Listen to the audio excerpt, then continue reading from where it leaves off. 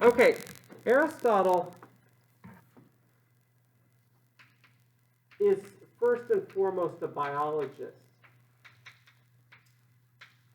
And as such,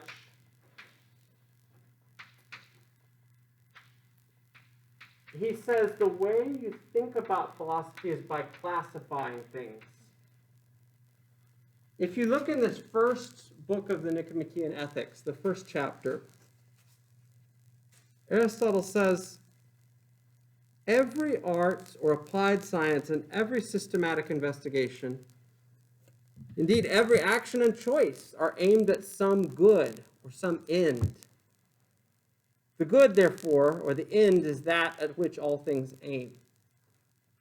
This is a very famous opening passage. What Aristotle is saying there is he is saying that all things aim at a telos, or a good or end. Okay, the telos, the Greek word for goal or end, just means all things aim at some particular purpose. Okay, and he goes on to write, since there are many activities, arts, and sciences, the number of ends is correspondingly large. Of medicine, the end is health. Of shipbuilding, the end is a seagoing vessel. Of strategy, the end is victory. And of household management, the end is wealth. Okay, and he goes on in this first chapter of the first book to say, look, all of these different professions have certain ends or goals or purposes. But what about human beings? What is their purpose? What is the goal or the end of the human? And in doing this, in engaging in this sort of an inquiry, he is acting as a biologist would act. Okay, and he goes on to try to classify human beings. He says, if you look at the goal that people aim at in life, it's pretty clear, quickly becomes clear that they all want happiness. That is the goal that they're all seeking. Okay, so that is the end. That is the end, is happiness. That's the goal. All human beings want happiness. But the problem here is that different people want happiness in different ways. Okay, it's real easy to understand the notion that everybody's seeking happiness. All you have to do is just think about your own activities. Why are you in this classroom? To get a degree? Why do you want to get a degree? Well, to get a better paying job or a more worthwhile professional or personal track to get educated. Why do you want these things? A more prosperous life, a life of greater contentment or greater interest in the world. Why do you want that? Well, the ultimate end response to all of these questions is happiness. It's the answer that has no further response that is necessary. Okay, it's like the conversation stopping answer. All right, now, different people differ about how they think that happiness should be attained. Some people are good at it, and other people are bad at it. What does it mean when Aristotle says some people are good at it and some people are bad at it? Well, you are seeking happiness right now by pursuing your education, by getting a degree.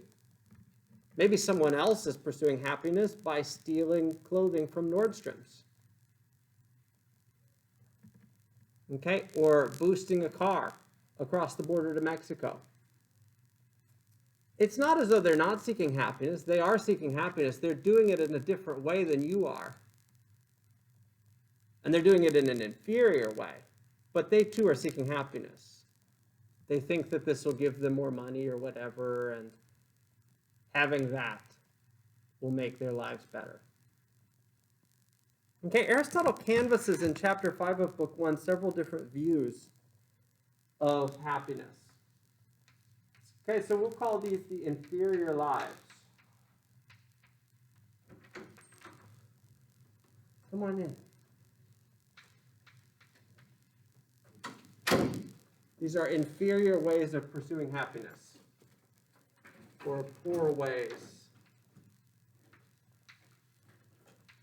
of pursuing happiness, okay? All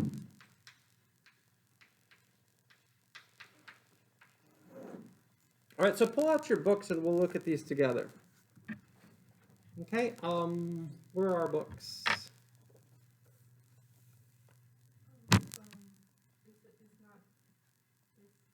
No, we're doing Aristotle today.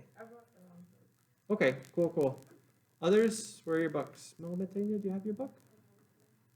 Okay. Sayer, do you have your book? Have you purchased it? Okay. Tiffany, do you have your book? I have the red one. Okay, let's all purchase our books, okay? We're going to do an in-class exercise later today where we're actually going to look closely at the text. And fortunately for us, the Aristotle can be found online. So you guys will be able to follow along that way. We're going to do a worksheet in class that will actually be graded. You can follow along online and do the worksheet that way. Okay, but just in general, a good practice is to bring your book because it'll be a much more enjoyable classroom experience if you've done the reading and can follow along with the lectures. Is that a hand? Yeah, are you reading the Phaedo? So we've done the Phaedo. No, this is Aristotle. So we're doing the Nicomachean Ethics today. If you look at the syllabus,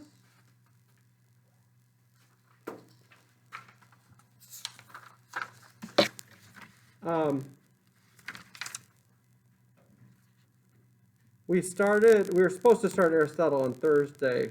We didn't get to it on Thursday, but we're now supposed to be on book 2. We're doing book 1 right now. And if we can make it, we'll get through book 2 today. But if we don't, then we'll just keep on going. But yeah, follow the syllabus and bring your books. We finished Plato as of last week. Okay? All right.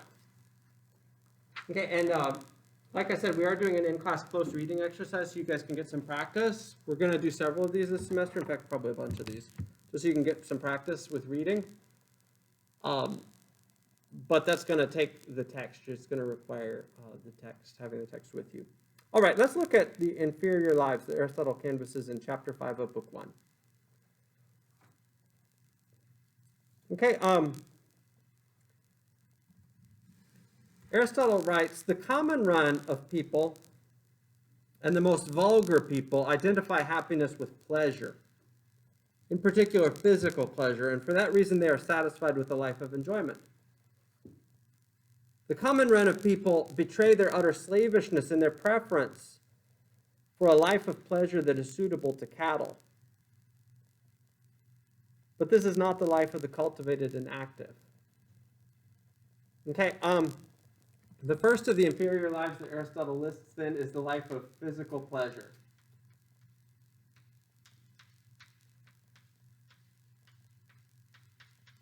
He does think that pleasure is an important part of being a human being, but a life that is lived just for the sake of physical pleasure and for nothing else is an inferior life. And the reason why is because pleasure, as he goes on to mention, is something that doesn't stick. It goes away. Okay, maybe you get a kick from having your Oreo cookies, but then the Oreos are gone and you got to do it again to get the same kick. Or maybe your thing is sleeping in. Maybe that's your physical pleasure of choice.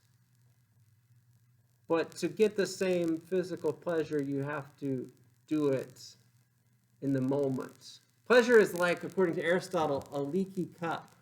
You pour it full of water, but it's got a hole in the bottom and the water all leaks out and you've got to pour it full of water again in order to get the same experience. Okay, maybe your thing is one-night stands, hookups. It might be pleasurable in the moment, but then the experience is gone. Okay, the second life that Aristotle mentions that's inferior is a life of honor or public acclaim.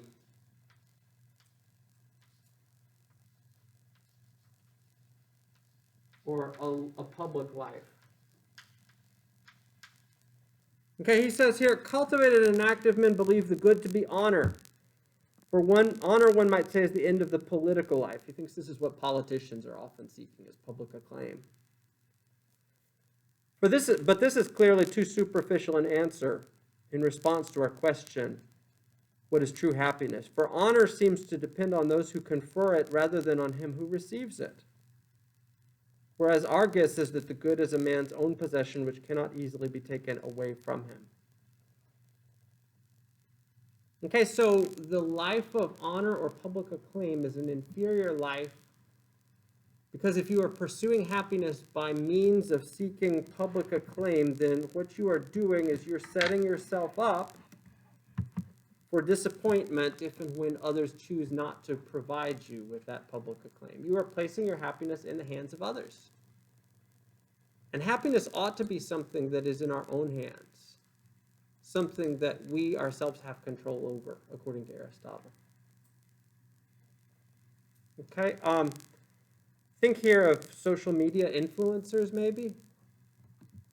People who get their kicks from seeing how many likes their post got,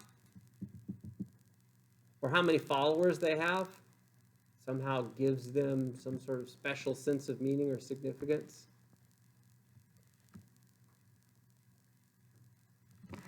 Okay, the third life that Aristotle lists here is the life of money making. He thinks that money making is really important for happiness, for sure.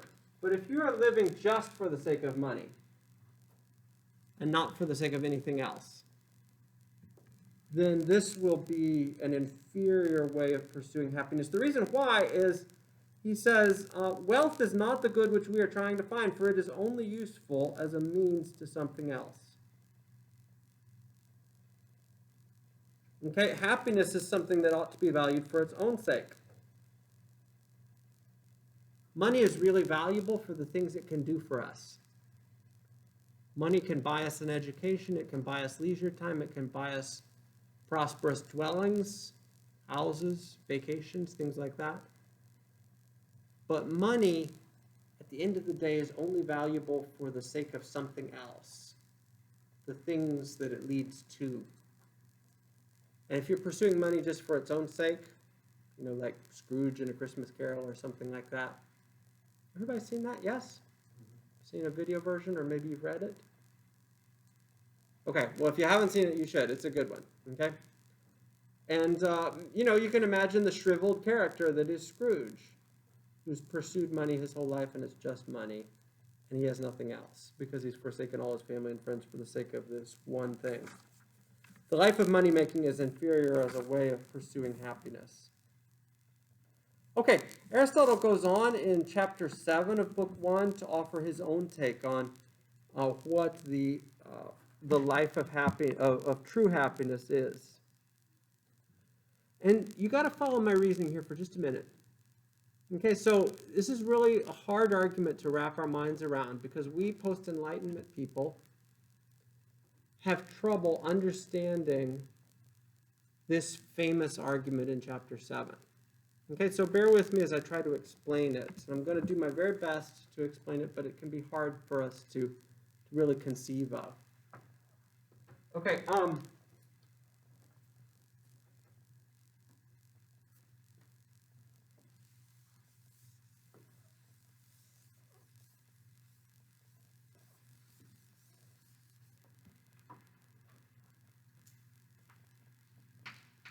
in chapter 7, Aristotle offers the function argument.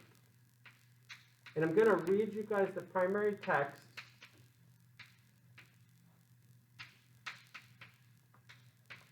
And then I'm going to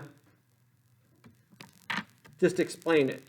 I'm going to try to talk it a little bit to make this argument more intelligible. But it is always very important that we read the primary text. To call happiness the highest good is perhaps a little trite, and a clearer account of what it is still required.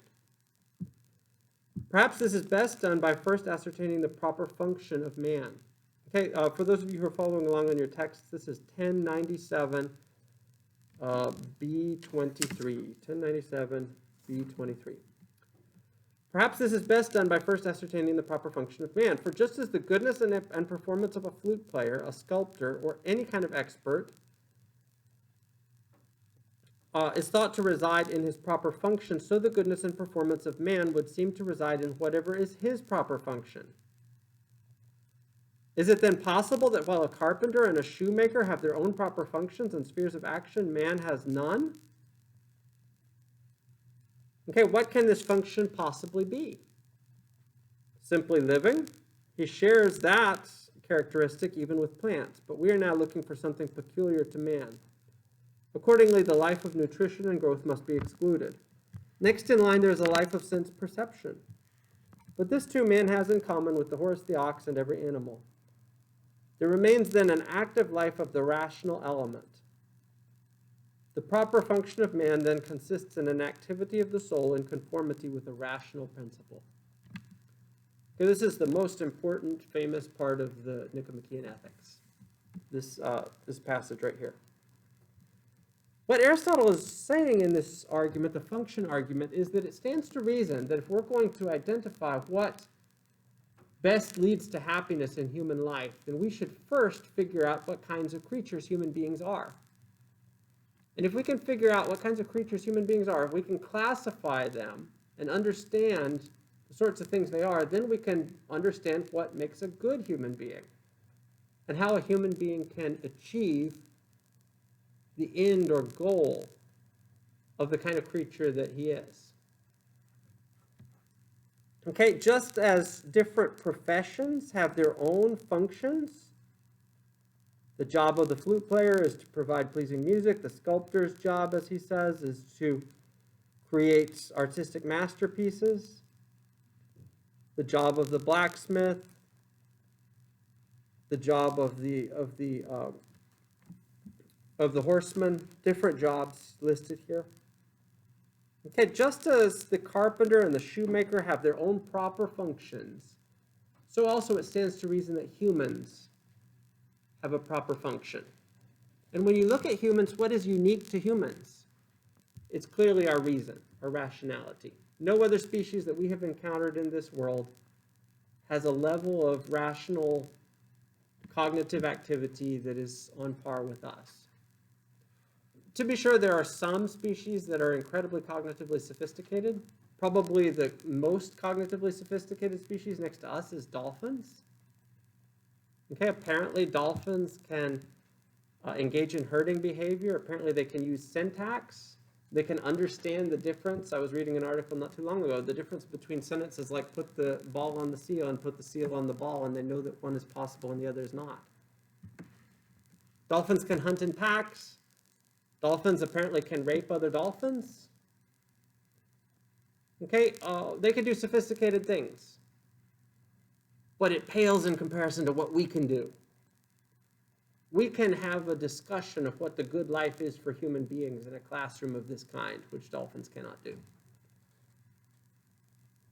We can step back from our day-to-day thoughts and have second-order thoughts about our first-order thought processes. A second-order thought is a self-conscious inspection of your first-order thought processes. A step back and a look at whether that first-order thought process is a good thought process or not. We can know that we know something. That's a second-order thought.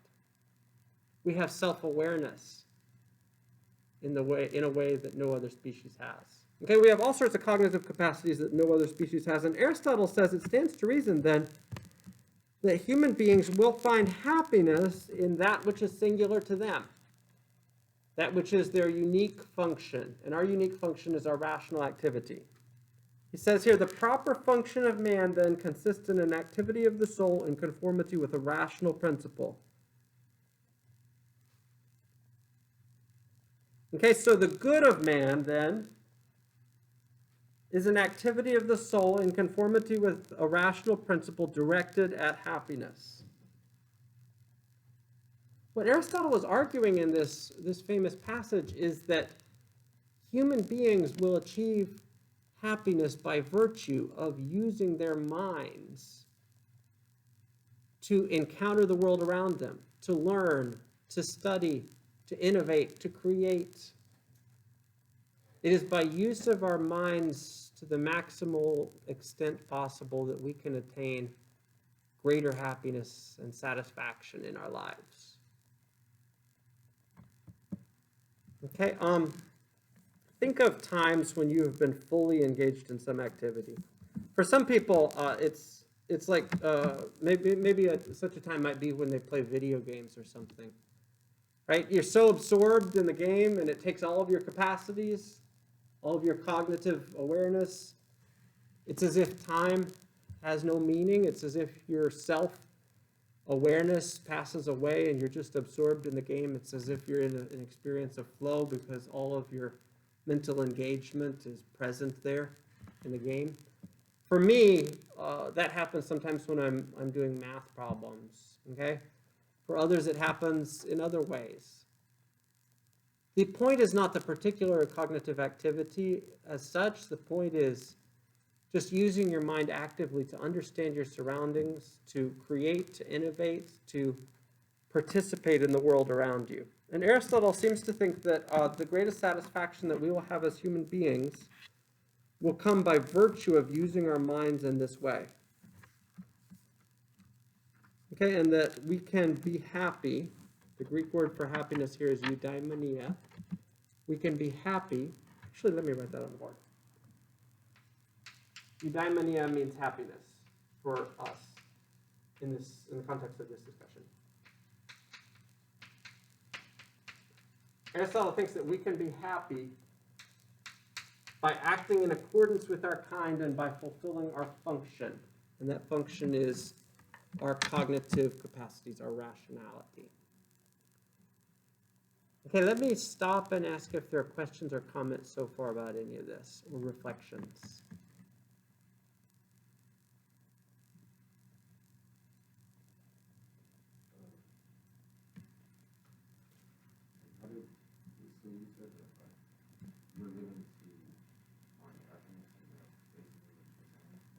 Yes, so human beings all aim at happiness.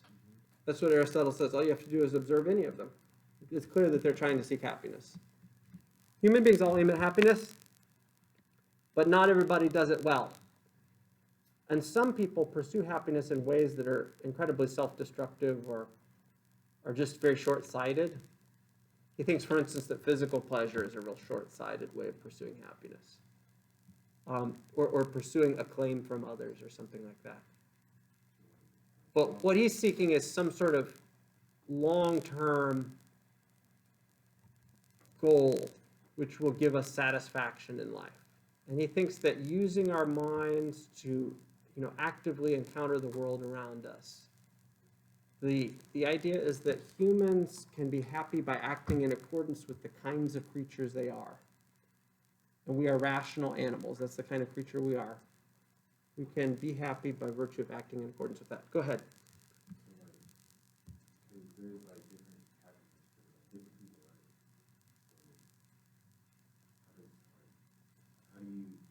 How come he said that these are the inferior ways of living, if that's what is the happiness that they're looking for? Yes, so Aristotle thinks that some people are just bad at pursuing happiness. If you look at people who pursue only physical pleasure as a source of happiness, imagine some hedonist who's into drugs or something like that, looking for the kick. Look at all the other self-destructive things that it does in his life. It leads him to forego relationships or to just use people, to steal money in order to feed his habit. Things like that are self-destructive. Some people think they know how to pursue happiness, but they end up doing it in ways that are damaging to themselves and to others. And so it's an inferior life. Or if you're just pursuing exclusively money-making at the expense of all other things like Scrooge is in A Christmas Carol, you end up becoming just a shriveled husk of a person who's all hollowed out and has no way of encountering others relationally or understanding, artistic richness or any of the experiences that make up a rich human life.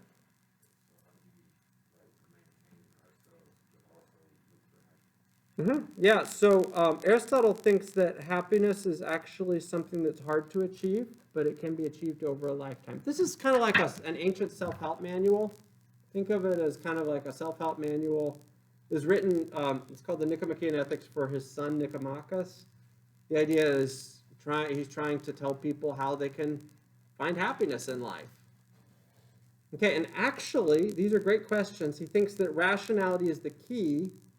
Using your mind is the key, but there are other important components of happiness, which he's going to go on to talk about. Okay, one of the components of happiness, which we'll look at in just a minute, we're going to do a written exercise in just a minute, but after that we'll do a lecture. One of the components of happiness is virtue. He thinks you need to be a virtuous person in order truly to be happy. Virtue is not the sufficient condition for happiness, but it is a necessary condition for happiness. You must have virtue in order to be satisfied in life. Okay, but more on that in a minute. We'll talk about that momentarily. Okay, we're good? Cool. Other questions?